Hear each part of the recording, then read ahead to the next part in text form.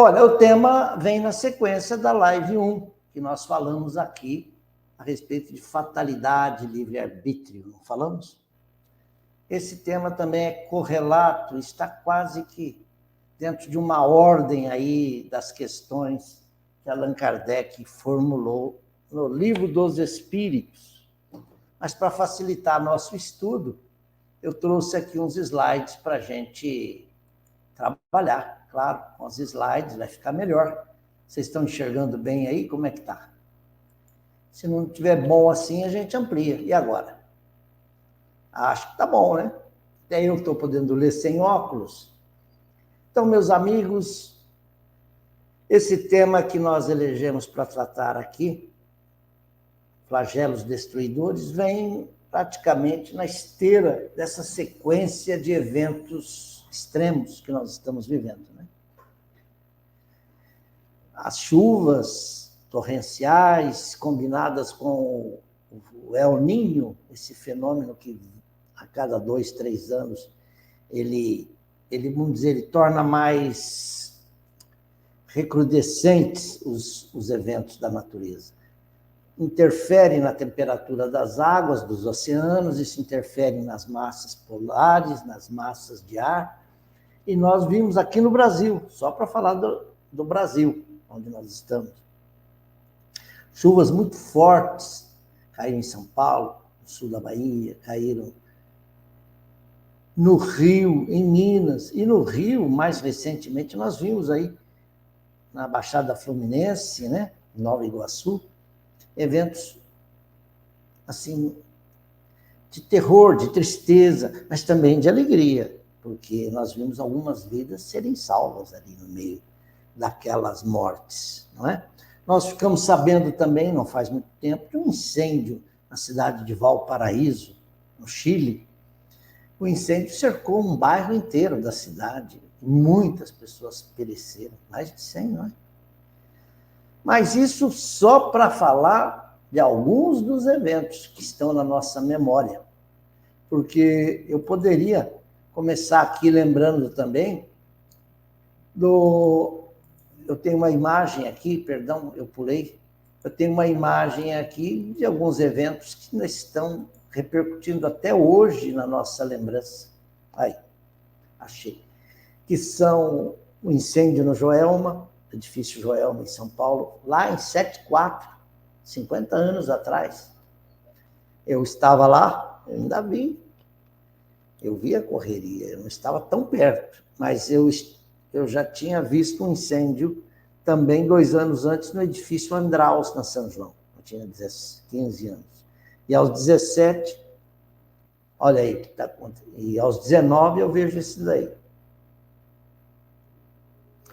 Que foi um evento marcante, isso mexeu com as leis, com a fiscalização dos edifícios,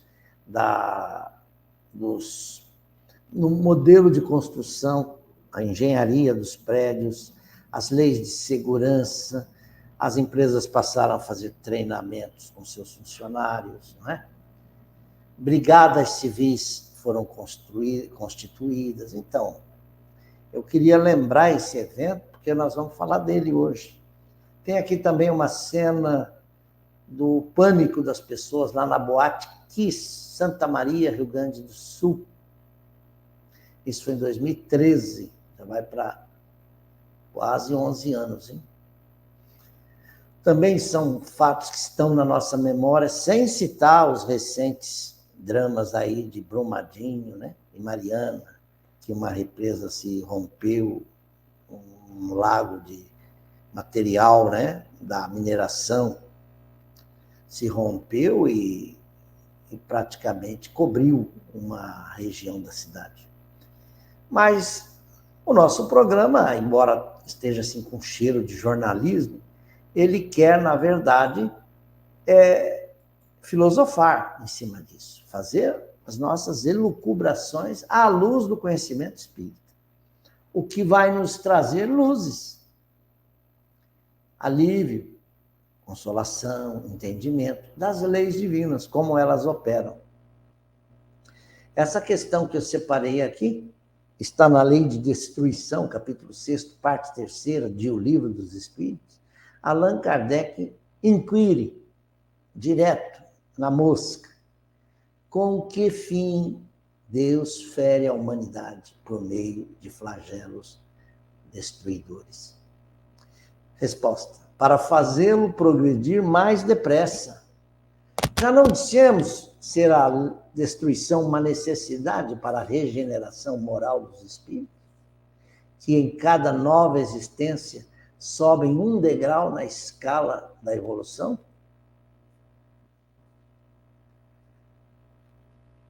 Ora, meus amigos, vamos comentar um pouquinho isso. Os flagelos fazem parte da lei de destruição. Como tem a lei de liberdade, lei de igualdade, lei do progresso, lei de sociedade, temos a lei de destruição. Parece um paradoxo, né? Uma contradição da divindade. Destruir, mas vejam, um vulcão, depois que ele expele suas lavas, etc., o que acontece com o solo em torno?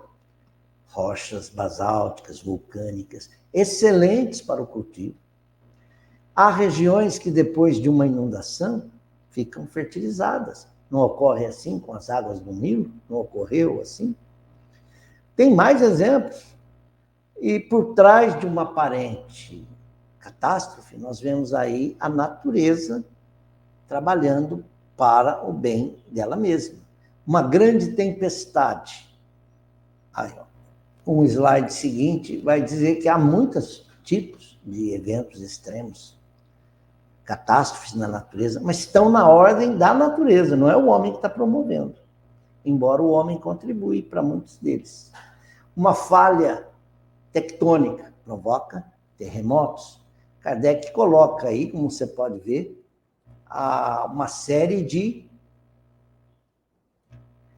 eventos que ele considerou eventos flagelos e que estão na ordem da natureza e vêm ocorrendo desde que a Terra existe. Vulcões entram em erupção, ocorrem maremotos e as tsunamis são uma consequência, como ocorreu em 2011 no Japão, aquela tsunami enorme.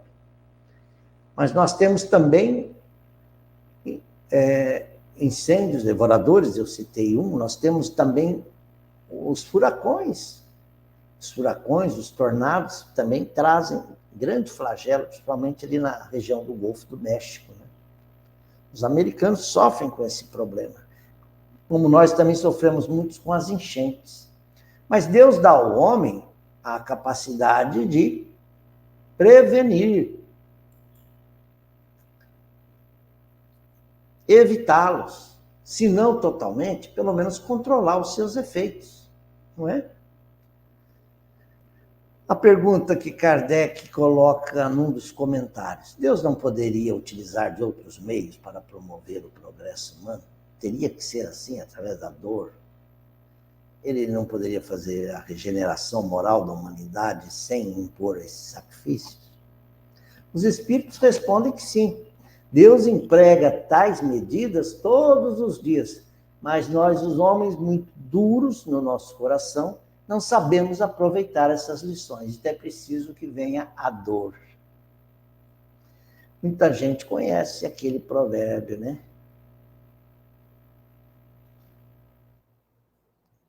Se não vai pelo amor, vai pela dor.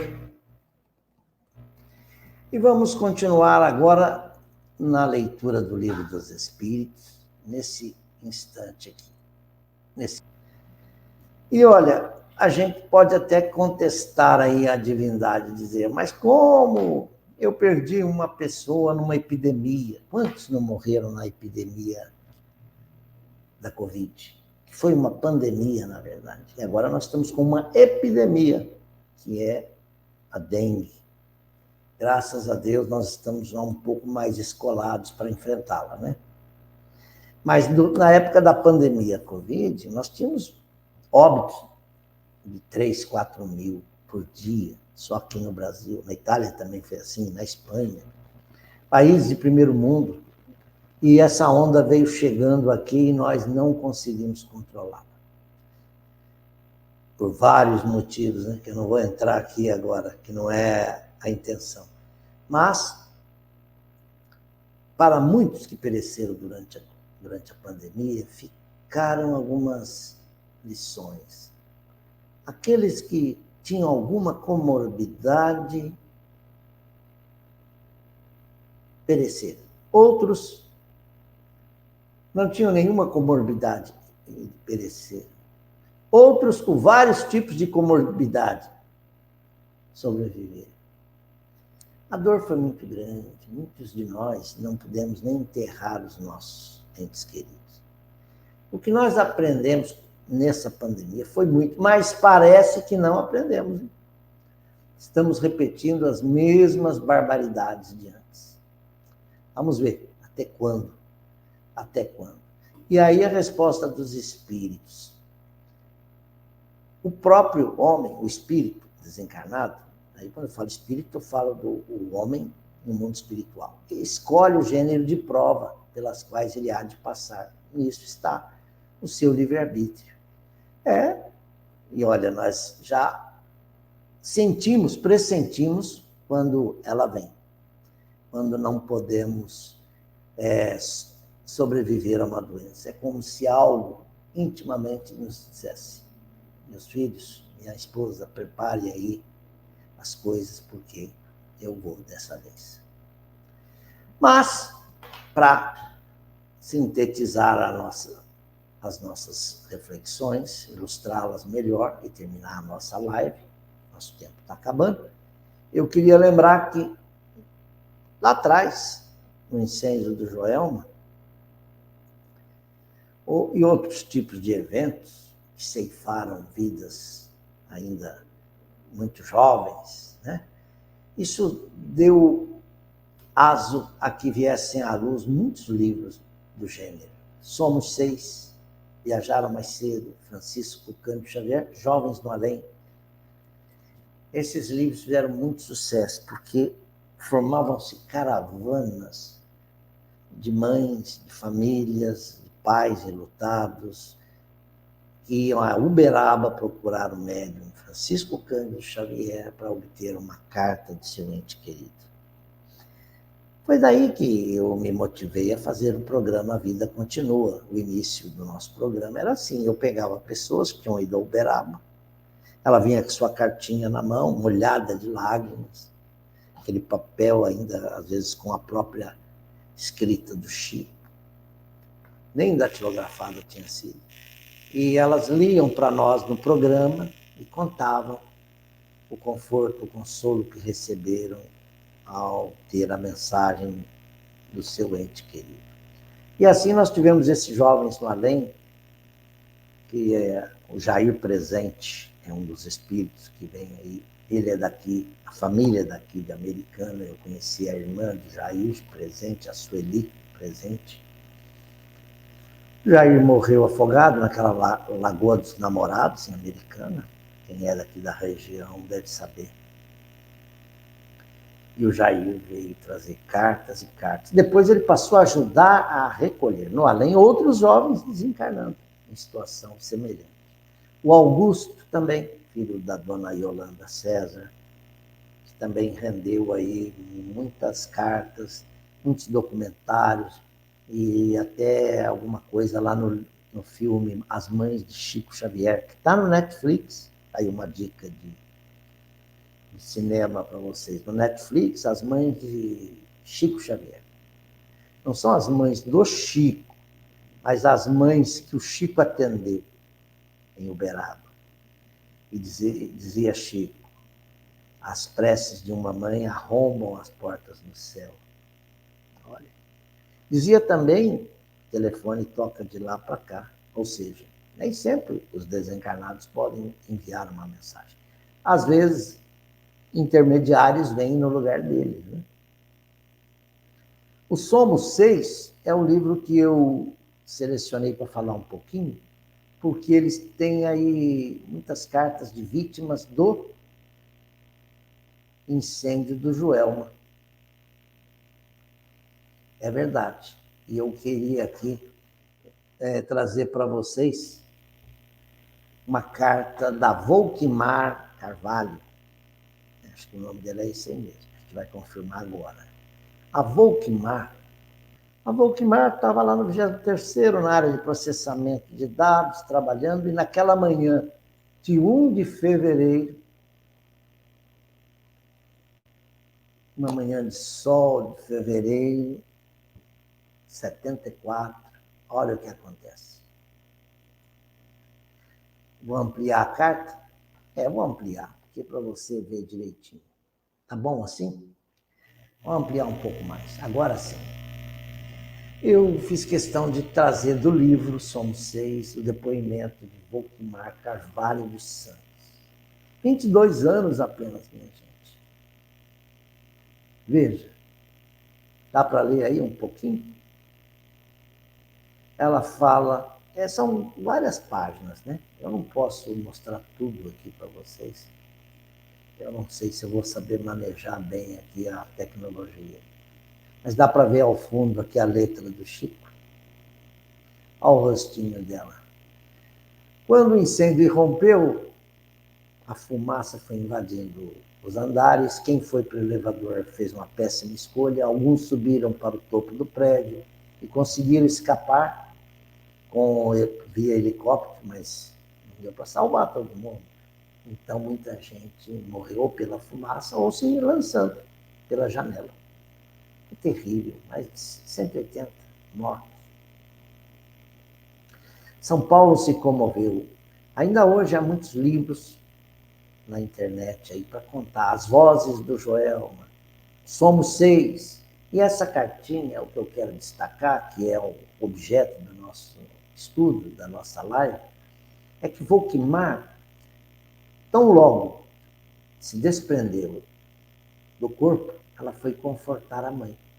A mãe estava acompanhando uma vizinha no hospital para fazer um exame lá. A vizinha estava em processo de gestação, ela acompanhou. Quando ela voltou de lá, ela viu comentários na rua do incêndio. Hoje a gente vê no celular, imediatamente, os fatos estão ocorrendo em tempo real, se acompanha. Naquela época houve um zum, zum, zum, um burburinho, ó, tá pegando fogo, hein, tá pegando fogo. E logo ela soube que era ali no centro da cidade e o coração de mãe já bateu. Já bateu, e a Volquimar,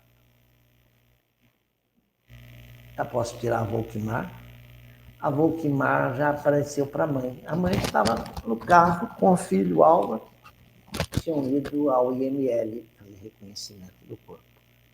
O Álvaro subiu e a mãe ficou no carro. Olha que momento terrível, imagina.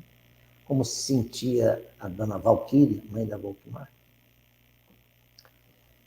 E Álvaro, quando voltou do IML, ele havia visto o corpo da irmã lá, não havia dúvida. Ele quis esconder o fato da mãe. E falou, não, mãe, não está. Vamos no hospital, ver se está lá. Tentando com isso levar a mãe para o hospital, e se ela tivesse um mal-estar, pela notícia, ela já estaria no hospital. Mas a mãe já disse, meu filho, não precisa mentir. Ela está aí, não está? O corpo dela está aí, porque ela já me apareceu. E já me confortou e disse que está bem. Quando for possível, ela voltará para dar notícias. Puxa vida, essa família estava preparada, hein? Essa dona Valquíria teve forças. E Júlio, ela tem essa carta que eu estava mostrando aí para vocês, que foi a carta. Vamos aqui mostrar a cartinha de novo. Eu queria ler para vocês, mas eu não tenho ainda aqui condições de ler. Eu até grifei uns trechos. Querida mãezinha, meu querido Álvaro, irmão dela.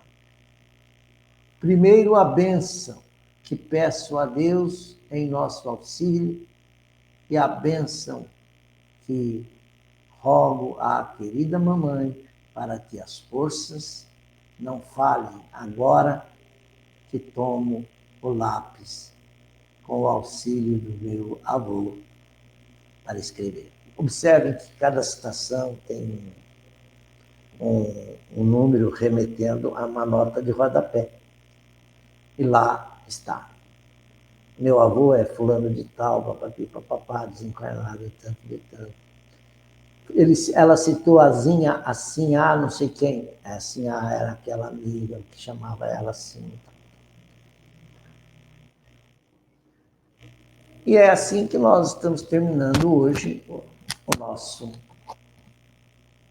papo sobre flagelos destruidores. Tá bem? Mas, eu repito, quem somos, de onde vimos, por que estamos na Terra, onde estão os nossos entes queridos, podem falar conosco, como vivem, como é a vida no mundo espiritual. Isso tudo constitui o temário do nosso programa. A vida continua. Até a próxima semana.